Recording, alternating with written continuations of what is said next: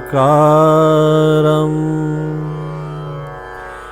व्याप्तं येन चराचरं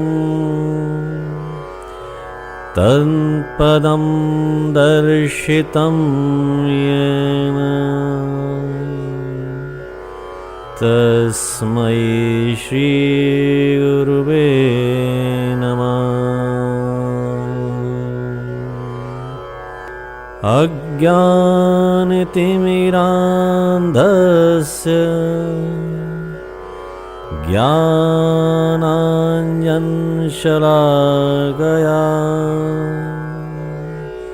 चक्षुरुन्मीलितं येन तस्मै श्रीगुरुवे नमः।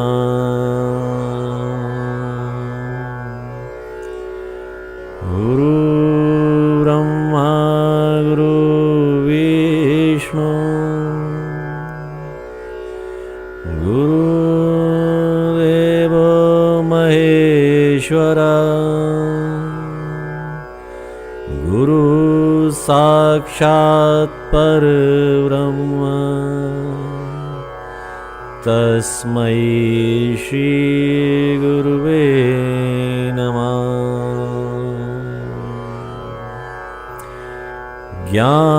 ज्ञानशक्ति समारूढ़ा तत्त्वमाला विभूषितं भुक्ति मुक्ति प्रदाता च तस्मै श्रीगुरुवे नमः। ध्यानमूलं गुरुमूर्ति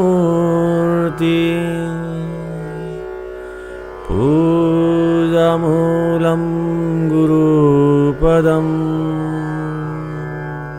मन्त्रमूलं गुरुवाक्यम् मोक्षमूलं गुरुकृपा मोक्षमूलं गुरुकृपा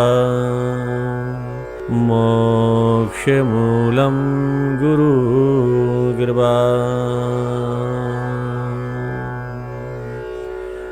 ॐ शान्ति शान्ति शान्ति।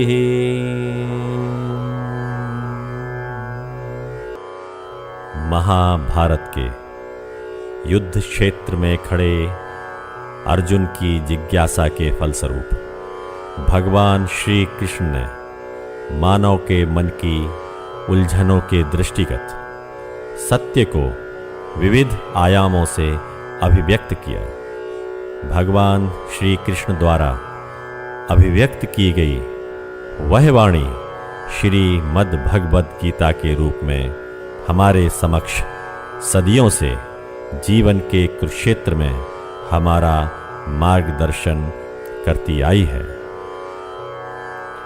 सत्य के अन्वेषकों अर्थात वे मुमुक्षुजन जो सत्य का साक्षात्कार योग के माध्यम से करना चाहते हैं, उनके लिए योगीराज श्री शैलेंद्र शर्मा द्वारा अभिव्यक्त श्रीमद् भगवद गीता की यौगिक व्याख्या प्रस्तुत है।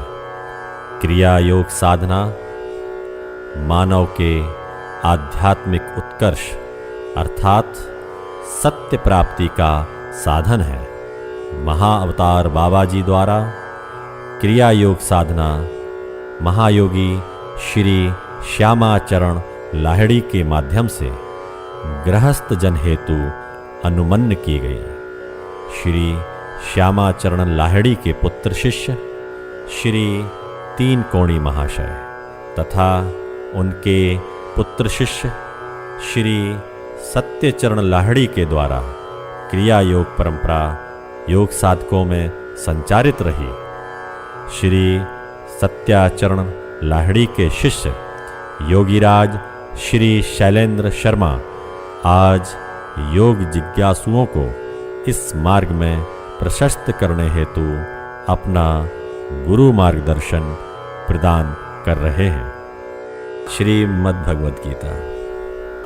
काल को जानने के इन यौगिक पहलुओं को लेकर मैं एकाकी पुकारूंगा कब तक और सुनेगा कौन। मुझे काल में सीमित सा देख कोई मानेगा कि मैं काल के बारे में कुछ कह रहा हूं।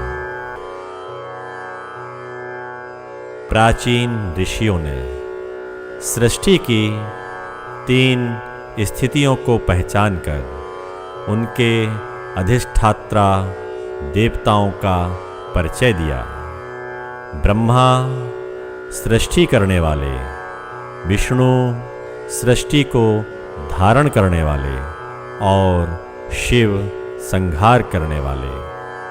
इन 3 प्रतीकों पर यदि आधुनिक मानसिकता के साथ विचार करें तो इनका एक नया अर्थ हम समझ पाते हैं। सृष्टि का मुख्य आधार है पदार्थ अर्थात मैटर। जहाँ तक दृष्टि जाती है वहाँ तक पदार्थ के ही विभिन्न रूप दिखाई देते हैं। विश्व की विराटता में पदार्थ स्थूल से लेकर सूक्ष्म तक अपनी संपूर्ण विराटता के साथ विद्यमान है। ब्रह्मा शब्द का तात्पर्य है असीमित विराट। यह सृष्टि के मुख्य आधार पदार्थ की विराटता का प्रतीक है, या यों कहें कि चैतन्य पदार्थ की मूल चेतना को ऋषियों ने ब्रह्मा शब्द से विभूषित किया। भगवान विष्णु सृष्टि को धारण किए हुए हैं और धारण करने के साथ उसका पालन भी वे ही कर रहे हैं, ऐसा हमने शास्त्रों में पढ़ा है। विचार करने पर हम पाते हैं कि पदार्थ को धारण करने वाला तत्व शून्यता या खाली स्थान है। यहाँ तक कि पदार्थ की सबसे छोटी इकाई परमाणु का अध्ययन करने पर हम पाते हैं कि परमाणु के केंद्र और उसके चारों ओर गतिमान कणों के बीच में शून्यता विद्यमान है। पदार्थ की गति का आधार शून्यता है। ऋषियों ने शून्यता की पदार्थ को धारण करने की क्षमता को जाना और इस चैतन्य शून्यता की चेतना को विष्णु का नाम दिया। पदार्थ का जब हम विखंडन करते हुए परमाणु तक पहुंचकर उसका भी जब विखंडन करते हैं, तब हम शुद्ध ऊर्जा का अनुभव कर पाते हैं। ऊर्जा का विश्लेषण करते हुए या ऊर्जा के मूल स्रोत को खोजते हुए जब हम उसके स्रोत तक पहुंचते हैं, तब देख पाते हैं कि ऊर्जा का उद्भव शुद्ध विचार से हो रहा है। वह शुद्ध विचार जिसे हम पदार्थ की चेतना भी कह सकते हैं, चैतन्य शून्यता से उत्पन्न होता है। शुद्ध विचार ही पदार्थ और शून्यता के बीच संबंध स्थापित करने वाली कड़ी है। इन दोनों से परे जो तत्व पदार्थ में व्याप्त होने के साथ शून्यता में भी व्याप्त है और पदार्थ और शून्यता के संहार का भी कारण है, जो सबसे परे होते हुए भी सब समय हमारे साथ है, जो स्थिर होते हुए भी हमें गतिमान सा लगता है, जिसे हमारी चेतना स्तर भेद के कारण अलग अलग रूपों में देखती है। ऐसे उस तत्व समय या काल को ऋषियों ने शिव का नाम दिया। समय एक ऐसा तत्व है जिसका हम निरंतर अनुभव करते हैं, फिर भी वह सब अनुभवों से परे ही लगता है। पदार्थ का समय निश्चित बताया गया है। पदार्थ को धारण करने वाली शून्यता के समय को भी ऋषि समझ सके, किंतु समय के समय को समय के अतिरिक्त और कौन समझ सकता है। हम लोग विचार करते हैं कि जब सृष्टि नहीं थी, अंतरिक्ष भी जब नहीं था, सत असत कुछ भी नहीं था, उस समय क्या था? जिन्होंने थोड़ा भी योगाभ्यास किया है और स्वयं की चेतना को जागृत करने में सफल हुए हैं, वे समझ सके कि उस समय जो था समय के गर्भ में था और समय के गर्भ में कहाँ से आया, यह समय को छोड़कर और कौन बता सकता है। शायद इसीलिए शिव की अर्धनारीश्वर के रूप में भी ऋषियों ने कल्पना की। इससे तो यही लगता है कि समय ने ही समय को गर्भ धारण कराया और समय पाकर उसका सृष्टि के रूप में जन्म हुआ। सृष्टि का समय पूरा होने पर समय ही शेष रहेगा। सत्यम शिवम सुंदरम। ॐ नमो भगवते वासुदेवाय।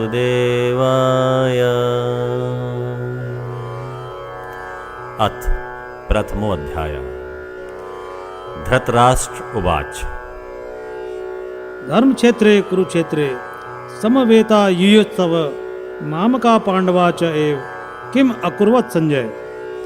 धृतराष्ट्र बोले, हे संजय, धर्म भूमि कुरुक्षेत्र में इकट्ठे हुए युद्ध की इच्छा वाले मेरे और पांडु के पुत्रों ने क्या किया?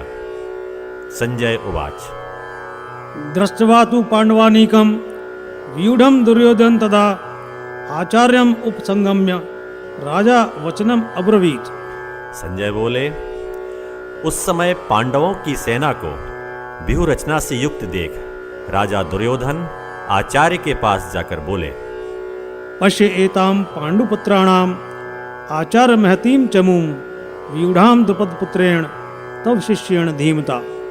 हे आचार्य, अपने बुद्धिमान शिष्य द्रुपद पुत्र के द्वारा व्यूह रचना से युक्त की गई पांडु पुत्रों की इस महान सेना को देखिए।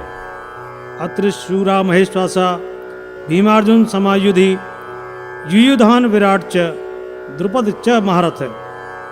यहाँ युद्ध में भीम और अर्जुन के समान महाधनुर्धर शूरवीर हैं। युयुधान, विराट और महारथी द्रुपद हैं। दृष्टकेतु चेकितान काशीराज च वीरवान पुरुजित कुंतीभोज च शैव्य च नरपुंगव। धृष्टकेतु, चेकितान, बलवान काशीराज, कुंतीभोज, पुरुजित, नरश्रेष्ठ शैव्य हैं। युधामन्यु च विक्रांत उत्तमौजा च वीरवान सौभद्र द्रौपदेया च सर्वे एव महारथा। पराक्रमी युधामन्यु, बलवान उत्तमौजा, सुभद्रा पुत्र द्रौपदी के पुत्र हैं। ये सभी महारथी हैं। अस्माकं तु विशिष्टा ये तान् निबोधुजोत्तम नायका मम सैन्यस्य संज्ञार्थम तान् ब्रवीमिते। ब्राह्मण श्रेष्ठ, हमारे पक्ष में भी जो प्रधान योद्धा हैं उन्हें आप जान लें। अपनी सेना के नायक आपकी जानकारी के लिए बताता हूँ। भवान भीष्म च कर्ण च कृप च चमिंतिंजय अश्वत्थामा विकर्ण च सोमदत्ती तथा एव च। आप भीष्म, कर्ण, समर विजयी कृपाचार्य, उसी प्रकार अश्वत्थामा, विकर्ण तथा सोमदत्त का पुत्र। अन्ये च बहवः शूरा मदर्थे त्यक्त जीविता नाना शस्त्र प्रेरणा सर्वे युद्ध विशारदा। तथा मेरे लिए प्राण त्यागने वाले और भी अनेक वीर हैं। ये सभी विविध अस्त्र शस्त्रों से सुसज्जित तथा युद्ध में निपुण हैं। अपर्याप्तम तत् अस्माकं बलम भीष्माभिरक्षितम पर्याप्तम तु इदम एतेषां बलम भीमाभिरक्षितम। हमारा भीष्म के द्वारा संरक्षित बल अपर्याप्त है, किंतु उनका भीम के द्वारा संरक्षित बल पर्याप्त है। अयनेषु च सर्वेषु यथा भागम अवस्थिता भीष्मम एव अभिरक्षन्तु भवन्तः सर्वे एव ही। इसलिए समस्त व्यूह द्वारों पर अपने अपने स्थान पर स्थित रहते हुए आप सभी भीष्म की सब प्रकार से रक्षा करें। तस्य संजनयन हर्षम कुरुवृद्ध पितामह सिंहनादम विनद उच्च शंखम दद्मो प्रतापवान। तब कौरव वंश के वयोवृद्ध प्रतापवान पितामह ने उसके हर्ष की वृद्धि करते हुए सिंह के समान उच्च गर्जना करके शंख बजाया। तत्शंखा च भैर्य च पड़वानक गौमुखा सहसा एव अभ्यहन्यंत स शब्द तुमुल अभवत। इसके पश्चात शंख, नगाड़े, ढोल, मृदंग और रणसिंघे आदि एक साथ ही बज उठे। वह ध्वनि बड़ी भयंकर हुई।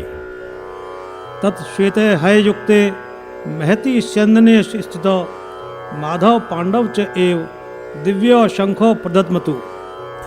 तब श्वेत अश्वों से युक्त विशाल रथ पर स्थित माधव और पांडव ने भी अपने दिव्य शंख बजाए। पांचजन्यम ऋषिकेश देवदत्तम धनंजय पौंड्रम दद्मो महाशंखम भीमकर्मा व्रकोदर। ऋषिकेश ने पांचजन्य और धनंजय ने देवदत्त और भयंकर कर्म करने वाले ब्रकोदर ने पौंड्र नामक महान शंख बजाया। अनंत विजयम राजा कुंती पुत्र युधिष्ठिर नकुल सहदेव च सुघोष मणि पुष्पको। कुंती पुत्र राजा युधिष्ठिर ने अनंत विजय, नकुल ने सुघोष तथा सहदेव ने मणि पुष्पक नामक शंख बजाए। काश्य च परमेश्वास शिखंडी च महारथ दृष्टद्युम्न विराट च सात्विकी च अपराजित। महाधनुर्धर काशीराज, महारथी शिखंडी, धृष्टद्युम्न, विराट तथा अजय सात्यकी। द्रुपद द्रौपदेया च सर्वशय पृथ्वी पते सौभद्र च महाबाहु शंखान दद्मो पृथक पृथक। तथा हे पृथ्वीपते, द्रुपद, द्रौपदी के पुत्र तथा महावीर सुभद्रा पुत्र, इन सब ने अलग अलग शंख बजाए। सघोष धार्तराष्ट्राणां हृदयानि व्यधारयत नभे च पृथ्वीं च एव तुमुल वेणुनादयन्। उस भयंकर शब्द ने आकाश और पृथ्वी को नाद से व्याप्त करते हुए धृतराष्ट्र पुत्रों के हृदयों को विदीर्ण कर दिया। अथ व्यवस्थितान् दृष्ट्वा धार्तराष्ट्रान् कपिध्वज प्रवर्ते शस्त्र संपाते धनु उद्यम्य पांडव। ऋषिकेशं तदा वाक्यम् इदम् अह महीपते सेनयो उभयो मध्ये रथम स्थापय मे अच्युत। हे महीपते, तत्पश्चात कपिध्वज पांडुपुत्र ने धृतराष्ट्र पुत्रों को खड़े देख शस्त्र चलना आरंभ होते समय धनुष उठाकर ऋषिकेश से यह वचन कहा। अर्जुन बोले, हे अच्युत, दोनों सेनाओं के बीच में मेरा रथ स्थित कीजिए। यावत् एतान् निरीक्षे अहम योद्धुकामान् अवस्थितान् के मया सह योद्धव्यम् अस्मिन् रण समुद्र में। जिससे मैं युद्ध की कामना से आए हुए इन योद्धाओं को देख सकूं कि इस संग्राम में मुझे किन किन के साथ युद्ध करना होगा।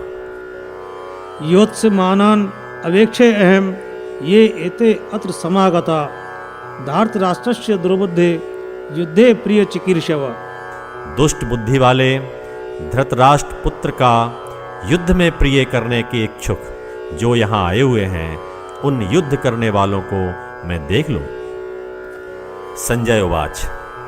एवं उक्त ऋषिकेश गुडाकेशेन भारत सेनयो उभयो मध्ये स्थापयित्वा रथोत्तमम् भीष्म द्रोण प्रमुखतः सर्वेषां च महीक्षिताम् उवाच पार्थ पश्येतान् समवेतान् कुरुन इति। संजय बोले, हे भरतवंशी, गुडाकेश के द्वारा इस प्रकार कहने से ऋषिकेश ने दोनों सेनाओं के बीच में भीष्म, द्रोण तथा समस्त राजाओं के सम्मुख उत्तम रथ को स्थित करके कहा, हे पार्थ, एकत्र हुए कौरवों को देखो।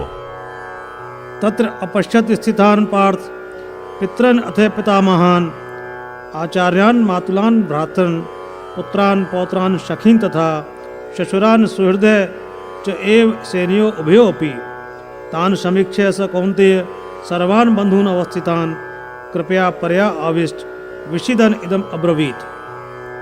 वहां अर्जुन ने दोनों ही सेना में स्थित हुए चाचाओं, दादाओं, आचार्यों, मामाओं, भाइयों, पुत्रों, मित्रों, ससुरों तथा सुहृदयों को देखा। इस प्रकार स्थित उन सब बंधुओं को देखकर अत्यंत करुणा से भरकर कौन्ते शोक करता हुआ यह बोला। अर्जुन वाच। दृष्ट्वा इमं स्वजनं कृष्ण युयुत्सं समुपस्थितं सीदन्ति मम गात्राणि मुखं च परिशुष्यति वेपथु च शरीरे में रोमहर्ष च जायते। अर्जुन बोले, हे कृष्ण, युद्ध की इच्छा से खड़े हुए इन स्वजनों को देखकर मेरे सारे अंग शिथिल हो रहे हैं तथा मुख भी सूख रहा है। मेरा शरीर कांप रहा है और उसमें रोमांच हो रहा है। योगी राजोवाच। भीड़ का सामना अकेले करने से वही व्यक्ति घबराता है जो खोया हुआ है स्वयं अपने विचारों की भीड़ में। जिसने अपने विचारों की भीड़ में से चुनकर किसी एक विशिष्ट विचार को आगे लाने का अभ्यास किया है, अर्थात एकाग्रता का, वह पूरी दुनिया के सामने अकेला खड़ा रह सकता है। गांडीवं संसते हस्तात् त्वक् च एव परिदह्यते न च शक्नोमि अवस्थातुं भ्रमति इव च मे मन। गांडीव हाथ से गिर रहा है, त्वचा भी बहुत जल रही है, मेरा मन भ्रमित सा हो रहा है, मैं खड़ा नहीं रह पा रहा हूं। निमित्तानि च पश्यामि विपरीतानि केशव न च शिरे अनुपश्यामि हत्वा स्वजनम अहवे। हे केशव, लक्षणों को विपरीत ही देखता हूं और युद्ध में अपने ही जनों को मारकर कल्याण भी नहीं देखता। न कांक्षे विजयम कृष्ण न च राज्यम सुखानि च किम न राज्यम गोविंद किम भोगे जीवितेन वा। हे कृष्ण, मैं विजय नहीं चाहता और राज्य तथा सुखों को भी नहीं चाहता, हे गोविंद, हमें राज्य से क्या या भोगों से और जीवन से क्या। येषाम् अर्थे कांक्षितं न राज्यं भोगा सुखानि च ते इमे अवस्थिता युद्धे प्राणान् त्यक्त्वा धनानि च। हम जिनके लिए राज्य, भोग और सुख की आकांक्षा करते हैं, वे सभी धन और प्राणों को त्यागने के लिए युद्ध में खड़े हैं। आचार्य पितरपुत्रा तथा एव च पितामहा मातुला श्वशुरा पौत्रा श्याला संबंधिन तथा। गुरुजन, पिता समान, पुत्र और वैसे ही पितामह, माता ससुर, पौत्र, साले तथा संबंधी। एतान् हन्तुम् इच्छामि घ्नत अपि मधुसूदन अपि त्रैलोक्य राज्यस्य हेतो किम नु महि कृते। हे मधुसूदन, स्वयं मरने पर भी, त्रिलोकी के राज्य के लिए भी इन सबको मारना नहीं चाहता, फिर पृथ्वी के लिए क्या कहूँ। नियत्य धातराष्ट्रान् न का प्रीति स्यात् जनार्दन पापम एव आश्रयेत अस्मान् हत्वा एतान् आततायीन्। हे जनार्दन, धृतराष्ट्र के पुत्र को मारकर क्या प्रसन्नता होगी। इन आताताई को मारकर हमें पाप ही लगेगा। तस्मात् न अर्हा वयम हन्तुं धार्तराष्ट्रान् स्वबान्धवान् स्वजनम ही कथम हत्वा सुखिन श्याम माधव। हे माधव, इसलिए हमारे द्वारा ये धृतराष्ट्र पुत्र मारने योग्य नहीं है, क्योंकि अपने ही लोगों को मारकर हम सुखी कैसे होंगे। यद्यपि एते न पश्यन्ति लोभोपहत चेतस कुलक्षय कृतं दोषम मित्रद्रोहे च पातकम। यद्यपि लोभ से चित्त भर जाने से ये कुल के नाश से उत्पन्न होने वाले दोष को और मित्रों के साथ द्रोह करने में पाप नहीं देखते। कथम न गियम अस्माभि पापात अस्मात् निवर्तितुम कुलक्षय कृतं दोषम प्रपश्यद भी जनार्दन। हे जनार्दन, कुल के नाश से उत्पन्न होने वाले दोषों को देखते हुए हमें इस पाप से हटने के लिए क्यों विचार नहीं करना चाहिए। कुल क्षये प्रणश्यन्ति कुल धर्मात् सनातना धर्मे नष्टे कुलम कृत्सनम अधर्म अभिभवति उत। कुल नष्ट होने से प्राचीन काल से चली आ रही संतति परंपरा नष्ट हो जाती है। धर्म का नाश होने से कुल अधर्म में दब जाता है। अधर्माभिभवात् कृष्ण प्रद्युषन्ति कुल स्त्रिय स्त्रीषु दुष्टासु वासने जायते वर्णशंकर। हे कृष्ण, अधर्म की वृद्धि होने से कुल की स्त्रियां दूषित हो जाती हैं। हे वार्ष्णे, स्त्रियों के दूषित होने पर वर्ण संकर उत्पन्न होते हैं। शंकर नरकाय एव कुलनघानाम कुलस्य च पतंति पितर ही येषाम लुप्त पिंडोदक क्रिया। वर्ण संकर कुलघातियों को और कुल को नरक में ले जाने के लिए ही होता है। पिंड और तर्पण की क्रियाओं के लुप्त हो जाने से पितरों का भी पतन हो जाता है। दोषे एते कुलनघानाम वर्णशंकर कारके उत्साधन्ते जाति धर्म कुल धर्मा च शाश्वता।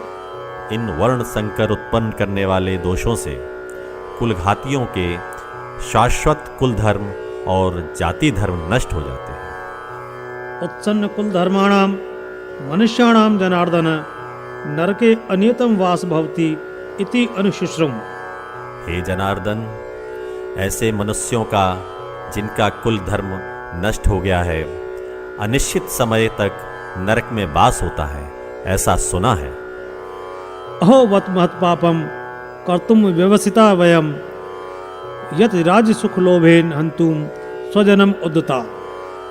आह, दुख की बात है कि हम महान पाप करने को तैयार हुए हैं। राज सुख के लोभ से अपने लोगों को मारने के लिए उद्यत हुए हैं। यदि माम अप्रतिकारम अशस्त्रम शस्त्रपाणय धार्तराष्ट्र रणे हन्यु तत्मे क्षेमतरम भवेत।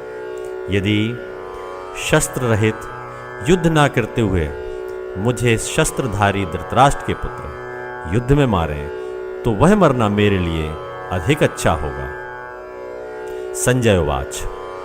एवं उक्त्वा अर्जुन संख्ये रथोपस्थे उपाविशत विसृज्य शशरम चापम शोक संविघ्न मानस।